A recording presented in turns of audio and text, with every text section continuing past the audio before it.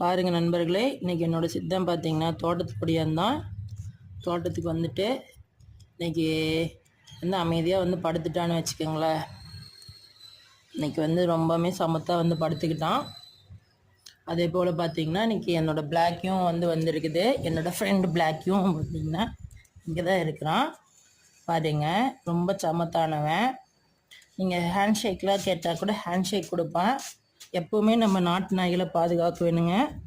நாட்டு நாய் ரொம்ப நல்லதுங்க. ஒரு ஹம்பிள் ரெக்வெஸ்ட் என்னென்னாங்க, தெருநாய்கள் உருவாகிறது இல்லைங்க. தெருநாய்கள்னு சொல்லிட்டு குட்டி போடுற நாய்களெல்லாம் கொண்டு வந்து ரோட்டில் விட்டு போட்டு போகிறாங்களா. அதுக்கு என்ன சொல்கிறேன்னா, சர்ஜரி பண்ணி விடுங்க. நீங்கள் நல்லா அழகாக வளர்த்துங்க. அந்த பிளாக்கிங்கில் பார்த்திங்கன்னா ஒரு பெண் நாய் தான். பட் பார்த்திங்கன்னா சர்ஜரி பண்ணங்காட்டி பார்த்திங்கன்னா இன்றைக்கி அவன் ஒரு பொறுப்பானவனாக இருக்கிறான்.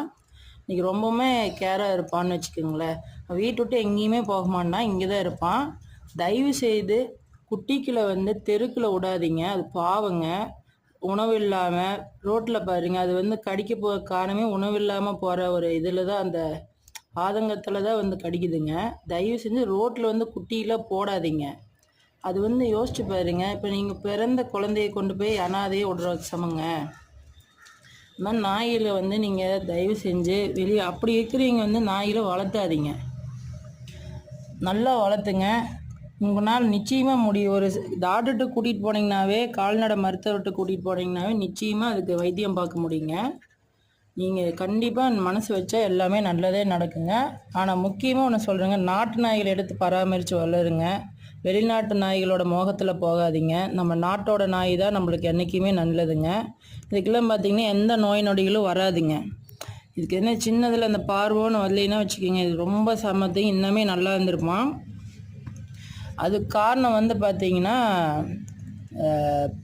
ஒரு நாய்க்கு மசை பிடிச்சி எங்கள் தோட்டத்துக்கு வந்தாங்க. அது கடித்த ஒரு இம்பேக்ட் தாங்க அது அப்படி வந்துருச்சு.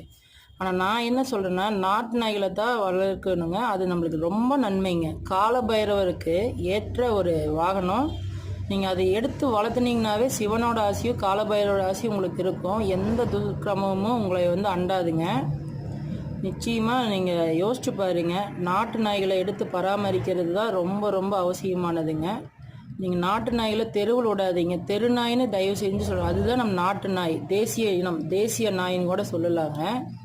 நீங்கள் வெளிநாட்டு நாய்கள் மேலே இருக்கிற மோகத்தில் அதை அப்படி பழிக்காதீங்க. அது ரொம்ப தப்பான விஷயங்க.